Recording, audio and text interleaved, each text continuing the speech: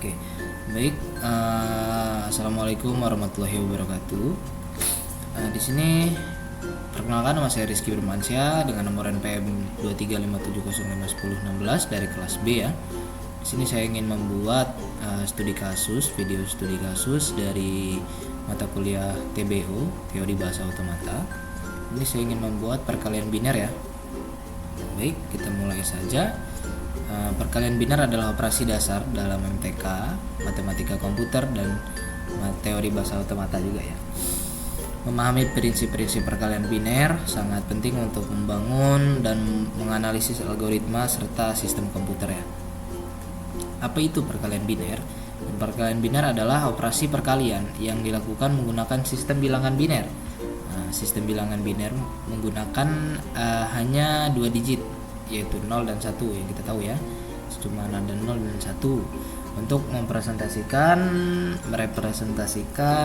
nilai numerik ya. Yang pertama itu sistem bilangan biner. Sistem bilangan biner itu menggunakan basis 2, artinya setiap digit mewakili pangkat 2.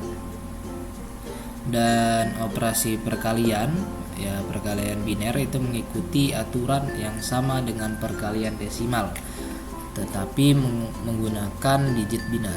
Dan yang ketiga, hasil perkalian biner juga direpresentasikan dalam bentuk bilangan biner. Selanjutnya untuk kelebihan perkalian biner. Perkalian biner memiliki beberapa kelebihan, terutama dalam konteks komputasi ya. Pertama itu efisiensi dari sistem bilangan biner mudah diproses oleh komputer karena menggunakan hanya 2 digit. Dan kejelasannya itu yang selanjutnya, kelebihannya itu adalah kejelasan, yaitu perkalian biner menghasilkan hasil yang jelas dan mudah dipahami dalam konteks komputasi. Dan selanjutnya kelebihan itu ada ketersediaannya. Perkalian biner ini merupakan operasi dasar yang tersedia di semua sistem komputer modern. Dan selanjutnya di sini adalah contoh dari perkalian biner ya. Ini ada input A dan B ya. Ini kalau dia input 0 dan 0 bertemu itu menjadi outputnya 0. Kalau dia 0 dan 1 itu bakal tetap jadi 0, dan 1 ke 0 itu akan tetap menjadi 0. Kalau dia 1 ke 1 dan 1 itu jadi 1 ya. Lalu untuk perkalian biner dapat dilakukan dengan beberapa langkah sederhana, yaitu mengkonversikan yang akan dikalikan ke dalam bentuk desimal, dan perkalian kalikan ke bilangan desimal yang telah dikonversi ya tadi. Langkah konversi kembali itu konversi hasil perkalian desimal kembali ke dalam bentuk bilangan biner. Dan ini adalah contoh dari FSM Design Rank saya sudah bikin ya contohnya. Dan ini itu sama seperti ini tadi di input outputnya. Baik, ini kita bisa lihat ya, untuk 1 ke 0 itu bakal menjadi 0, dan 0 ke 1 juga dia bakal jadi 0 ya, tetap 0. Lalu untuk 1 ke 1 itu akan menjadi 1 ya, dan 1 ke 0 ya, 1 ke 0 itu bakal jadi 0 gitu. Ini bakal tetap ketemu. Kalau intinya kalau ada 0 itu bakal tetap jadi 0 ya. Itu untuk perkaliannya. Lalu selanjutnya ini contoh perkalian biner ya, sederhananya ini ya, sederhananya. Oke, perkalian selanjutnya ada perkalian biner pada bahasa otomata. Dalam bahasa otomata, perkalian biner itu juga digunakan dalam berbagai operasi. Yang pertama itu operasi aritmatika. Perkalian biner digunakan dalam operasi aritmatika dasar seperti penjumlahan, pengurangan, dan pembagian. Dan yang kedua itu pengkodaan. Itu perkalian biner digunakan untuk mengkodekan data dan instruksi dalam bahasa otomata. Dan yang ketiga, analisis algoritma. Perkalian biner membantu dalam menganalisis efisiensi dan kompleksitas algoritma. Dan selanjutnya adalah penerapan perkalian biner dalam bahasa otomata.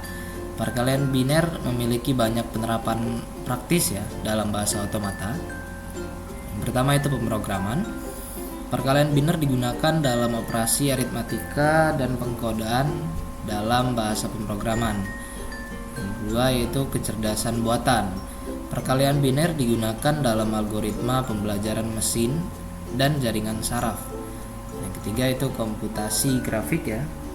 Perkalian biner digunakan dalam operasi transformasi dan manipulasi objek 3D.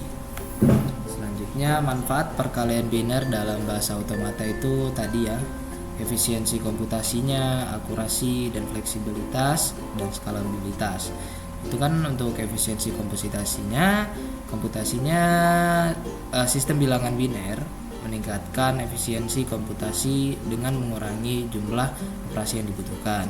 Untuk akurasinya, perkalian biner menghasilkan hasil yang akurat dan dapat diandalkan dalam komputasi. Dan selanjutnya ada fleksibilitas ya. Perkalian biner dapat digunakan dalam berbagai operasi komputasi, membuatnya fleksibel dan serbaguna. Untuk skalabilitas, perkalian biner dapat diterapkan pada sistem komputer dengan berbagai skala, dari microcontroller hingga superkomputer.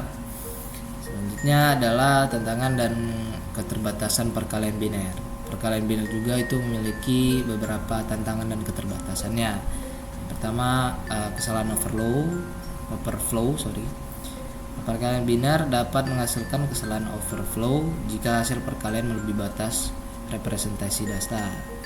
Dan kompleksitas, itu perkalian biner dapat menjadi kompleks untuk bilangan biner yang besar, membutuhkan algoritma yang khusus.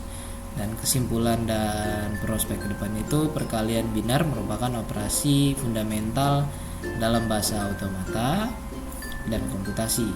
Pengembangan teknologi komputasi harus terus meningkat efisiensi dan penggunaan perkalian biner. Oke, mungkin cukup sekian dari studi kasus mata kuliah TBO, teori bahasa otomata, dari perkalian biner ya. Baik, mungkin cukup sekian dari saya. Mohon maaf jika masih ada yang kurang atau salah kata dari saya. Kepada Allah saya mohon ampun. Saya akhiri, wabillahi taufiq wal hidayah. Wassalamualaikum warahmatullahi wabarakatuh.